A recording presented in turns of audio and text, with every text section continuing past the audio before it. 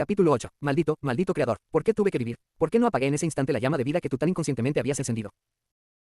No lo sé, aún no se había apoderado de mí la desesperación, experimentaba solo sentimientos de ira y venganza. Con gusto hubiera destruido la casa y sus habitantes, y sus alaridos y su desgracia me hubieran saciado. Cuando cayó la noche, salí de mi refugio y vagué por el bosque, y ahora, que ya no me frenaba el miedo a que me descubrieran, di rienda suelta a mi dolor, prorrumpiendo en espantosos aullidos. Era como un animal salvaje que hubiera roto sus ataduras, destrozaba lo que se cruzaba en mi camino, adentrándome en el bosque con la ligereza de un ciervo. Qué noche más espantosa pasé. Las frías estrellas parecían brillar burlonamente, y los árboles desnudos agitaban sus ramas, de cuando en cuando el dulce trino de algún pájaro rompía la total quietud. Todo, menos yo, descansaba o gozaba. Yo, como el archidemonio, llevaba un infierno en mis entrañas, y, no encontrando a nadie que me comprendiera, quería arrancar los árboles, sembrar el caos y la destrucción a mi alrededor, y sentarme después a disfrutar de los destrozos. Pero era una sensación que no podía durar. Pronto el exceso de este esfuerzo corporal me fatigó, y me senté en la hierba húmeda, sumido en la impotencia de la desesperación. No había uno de entre los millones de hombres en la tierra que se compadeciera de mí y me auxiliara. ¿Debía yo entonces sentir bondad hacia mis enemigos? No, desde aquel momento declararía una guerra sin fin contra la especie, y en particular contra aquel que me había creado y obligado a sufrir esta insoportable desdicha. Salió el sol. Al oír voces, supe que me sería imposible volver a mi refugio durante el día. De modo que me escondí entre la maleza, con la intención de dedicar las próximas horas a reflexionar sobre mi situación. El cálido sol y el aire puro me devolvieron en parte la tranquilidad, y cuando repasé lo sucedido en la casa, no pude por menos de llegar a la conclusión de que me había precipitado.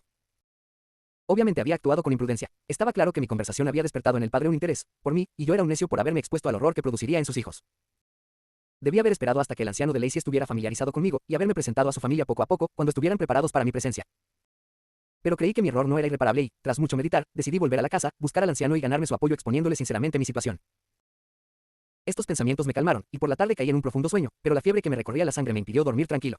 Constantemente me venía a los ojos la escena del día anterior. En mis sueños veía cómo las mujeres huían enloquecidas, y Félix, ciego de ira, me arrancaba del lado de su padre. Desperté exhausto, y, al ver que ya era de noche, salí de mi escondite en busca de algo que comer. Cuando Hugh satisfecho mi hambre, me encaminé hacia el sendero que también conocía y que llevaba hasta la casa. Allí reinaba la paz. Penetré con sigilo en el cobertizo y aguardé en silenciosa expectación la hora en que la familia solía levantarse. Pero pasó esa hora, el sol estaba ya alto en el cielo, y mis vecinos no se dejaban ver. Me puse a temblar con violencia, temiéndome alguna desgracia. El interior de la vivienda estaba oscuro y no se oía ningún ruido. No puedo describir la agonía de esta espera. De pronto se acercaron dos campesinos que, deteniéndose cerca de la casa, comenzaron a discutir, gesticulando violentamente. No entendía lo que decían, pues hablaban el idioma del país, que era distinto del de mis protectores. Poco después llegó Félix con otro hombre, lo cual me sorprendió, pues sabía que no había salido de la casa aquella mañana. Aguardé con impaciencia a descubrir, por sus palabras, el significado de estas insólitas imágenes. ¿Ha pensado usted, decía el acompañante, que tendrá que pagar 3 meses de alquiler, y que perderá la cosecha de su huerto? No quiero aprovecharme injustamente y le ruego, por tanto, que recapacite sobre su decisión algunos días más. Es inútil, contestó Félix, no podemos seguir viviendo en su casa. La vida de mi padre corre grave peligro, debido a lo que le acabo de contar. Mi mujer y mi hermana tardarán en recobrarse del susto. No insista, se lo suplico. Recupere su casa y déjeme huir de este lugar. Félix temblaba mientras decía estas palabras. Entró en la casa con su acompañante, donde permanecieron algunos minutos, y luego salieron. No volví a ver a ningún miembro de la familia de Lacey. Permanecí en el cobertizo el resto del día, en un estado de completa desesperación. Mis protectores se habían ido, y con ellos el único lazo que me ataba al mundo. Por primera vez noté que sentimientos de venganza y odio se apoderaban de mí y que no intentaba reprimirlos. Dejándome arrastrar por la corriente, permití que pensamientos de muerte y destrucción me invadieran. Cuando pensaba en mis amigos, en la mansa voz de Lacey, la mirada tierna de Agatha y la belleza exquisita de la joven árabe, desaparecían estos pensamientos, y hallaba en el llanto que me producían un cierto alivio, pero cuando de nuevo pensaba en que me habían abandonado y rechazado, me volvía la ira, una ira ciega y brutal. Incapaz de dañar a los humanos, volví mi cólera contra las cosas inanimadas.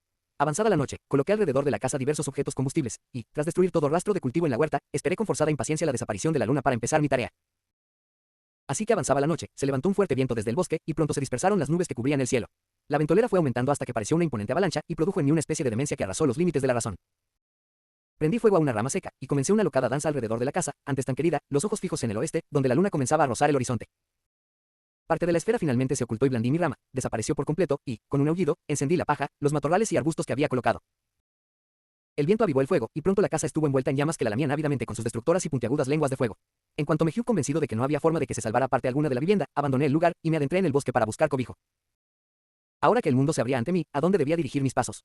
Decidí huir lejos del lugar de mis infortunios, pero para mí, ser odiado y despreciado, todos los países serían igualmente hostiles. Finalmente, pensé en ti, sabía por tu diario que eras mi padre, mi creador, y a quién podía dirigirme mejor que a aquel que me había dado la vida. Entre las enseñanzas que Félix le había dado a Safi se incluía también la geografía. De ella había aprendido la situación de los distintos países de la Tierra.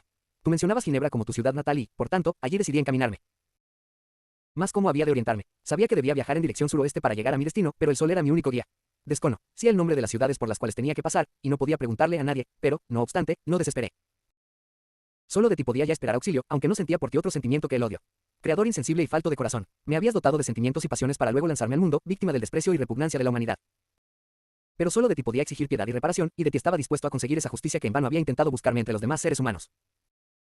Mi viaje fue largo, y muchos los sufrimientos que padecí. Era a finales de otoño cuando abandoné la región en la cual había vivido tanto tiempo. Viajaba solo de noche, temeroso de encontrarme con algún ser humano. La naturaleza se marchitaba a mi alrededor y el sol ya no calentaba. Tuve que soportar lluvias torrenciales y copiosas nevadas, vi caudalosos ríos que se habían helado. La superficie de la tierra se había endurecido y estaba gélida y desnuda.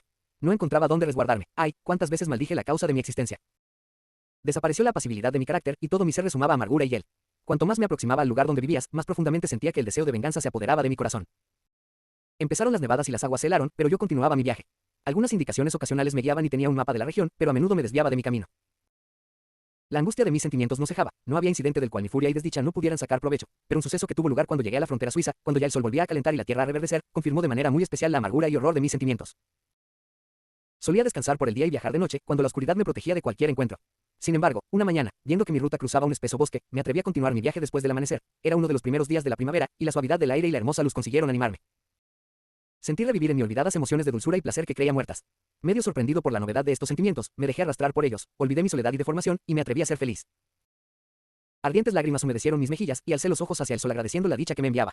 Seguí avanzando por las caprichosas sendas del bosque, hasta que llegué a un profundo y caudaloso río que lo bordeaba y hacia el que varios árboles inclinaban sus ramas llenas de verdes brotes. Aquí me detuve, dudando sobre el camino que debía seguir, cuando el murmullo de unas voces me impulsó a ocultarme a la sombra de un ciprés. Apenas había tenido tiempo de esconderme, cuando apareció una niña corriendo hacia donde yo estaba, como si jugara a escaparse de alguien.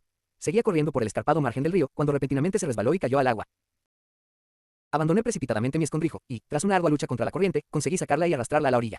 Se encontraba sin sentido. Yo intentaba por todos los medios hacerla volver en sí, cuando me interrumpió la llegada de un campesino, que debía ser la persona de la que, en broma, huía la niña.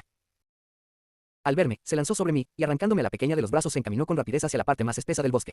Sin saber por qué, lo seguí velozmente, pero, cuando el hombre vio que me acercaba, me apuntó con una escopeta que llevaba y disparó. Caí al suelo mientras él, con renovada celeridad, se adentró en el bosque. Esta era, pues, la recompensa a mi bondad. Había salvado de la destrucción a un ser humano, en premio a lo cual ahora me retorcía bajo el dolor de una herida que me había astillado el hueso. Los sentimientos de bondad y afecto que experimenté pocos minutos antes se transformaron en diabólica furia y rechinar de dientes. Torturado por el daño, juré odio y venganza eterna a toda la humanidad. Pero el dolor me vencía, sentí como se me paraba el pulso, y perdí el conocimiento.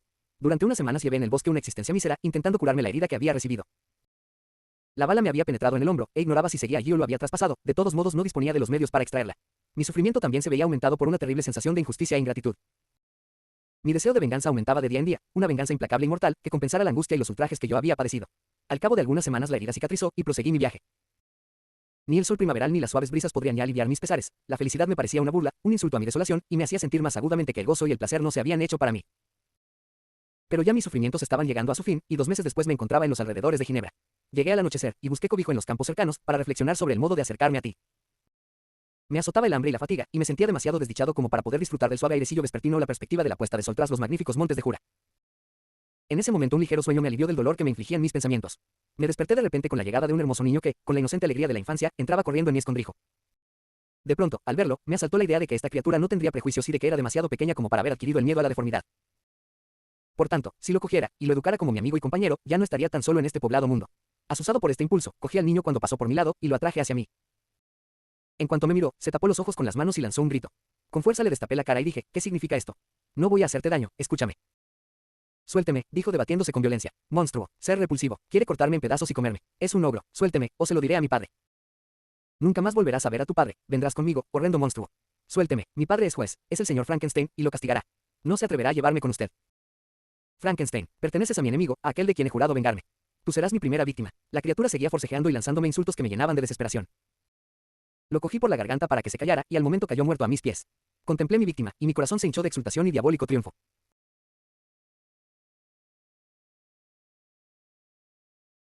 Yo también puedo sembrar la desolación, mi enemigo no es invulnerable. Esta muerte le cargará la desesperación, y 1000 otras desgracias lo atormentarán y destrozarán. Mientras miraba a la criatura, vi un objeto que le brillaba sobre el pecho. Lo cogí, era el retrato de una hermosísima mujer. A pesar de mi maldad, me ablandó y me sedujo. Durante unos instantes contemplé los ojos oscuros, bordeados de espesas pestañas, los hermosos labios. Pero pronto volvió mi cólera, recordé que me habían privado de los placeres que criaturas como aquella podían proporcionarme, y que la mujer que contemplaba, de verme, hubiera cambiado ese aire de bondad angelical por una expresión de espanto y repugnancia. ¿Te sorprende que semejantes pensamientos me llenaran de ira? Me pregunto cómo, en ese momento, en vez de manifestar mis sentimientos con exclamaciones y lamentos, no me arrojé sobre la humanidad, muriendo en mi intento de destruirla. Poseído de estos pensamientos, abandoné el lugar donde había cometido el asesinato, y buscaba un lugar más resguardado para esconderme cuando vi a una mujer que pasaba cerca de mí. Era joven, ciertamente no tan hermosa como aquella cuyo retrato sostenía, pero de aspecto agradable, y tenía el encanto y frescor de la juventud. He aquí pensé una de esas criaturas cuyas sonrisas recibirán todos menos yo, no escapará. Gracias a las lecciones de Félix, y a las leyes crueles de la especie humana, he aprendido a hacer el mal mayor que me acerqué a ella sigilosamente, e introduje el retrato en uno de los pliegues de su traje. Vagué durante algunos días por los lugares donde habían sucedido estos acontecimientos. A veces deseaba encontrarte, otras estaba decidido a abandonar para siempre este mundo y sus miserias. Por fin me dirigí a estas montañas, por cuyas cavidades he deambulado, consumido por una devoradora pasión que solo tú puedes satisfacer. No podemos separarnos hasta que no accedas a mi petición. Estoy solo, soy desdichado, nadie quiere compartir mi vida, solo alguien tan deforme y horrible como yo podría concederme su amor. Mi compañera deberá ser igual que yo, y tener mis mismos defectos. Tú deberás crear este ser, la